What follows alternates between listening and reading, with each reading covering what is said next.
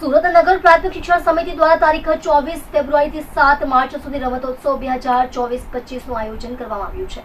Athwa Lines indoor સ્ટેડિયમમાં હાલ રમતો ચાલી રહી છે, જેમાં yoga, chess, carrom, table tennis, કુસ્તી, જુડો, કરાટે, ટેકવેન્ડોની ફાઇનલ સ્પર્ધાનું આયોજન કરાયું છે। ઇન્ડોર સ્ટેડિયમમાં રમાઈ રહેલી વિવિધ સ્પર્ધા માટે 300 થી વધુ શાળાઓ અને 1000 થી વધુ બાળકોએ ભાગ લીધો હતો। મારું નામ રમાબેન ખાતરા, હું મોટા વરાછાની સ્કૂલમાં ફરજ બજાવું છું। 2025 બાળ રમોત્સવની શરૂઆત થઈ ગઈ છે।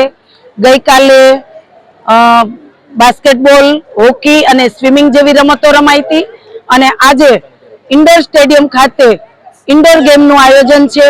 ખૂબ સારી રીતે નગર પ્રાથમિક શિક્ષણ સમિતિના બાળકો માટે ઇન્ડોર ગેમ રમવા માટેને ઇન્ડોર સ્ટેડિયમની વ્યવસ્થા કરવામાં આવી છે।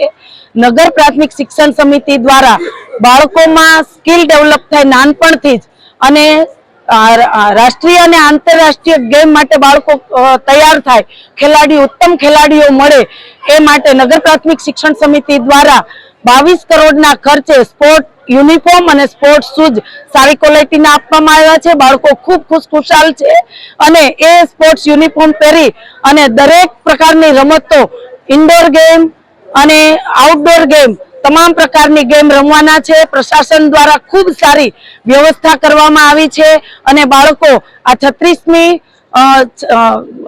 જે ગેમ રમાવાની છે એના માટે બાળકો તૈયાર કરવા માટે નગર પ્રાથમિક શિક્ષણ સમિતિનું પ્રશાસન અને શિક્ષકો ખૂબ સરસ મહેનત કરી રહી છે। ગઈકાલે બાસ્કેટબોલ, હોકી અને સ્વિમિંગ રમાય।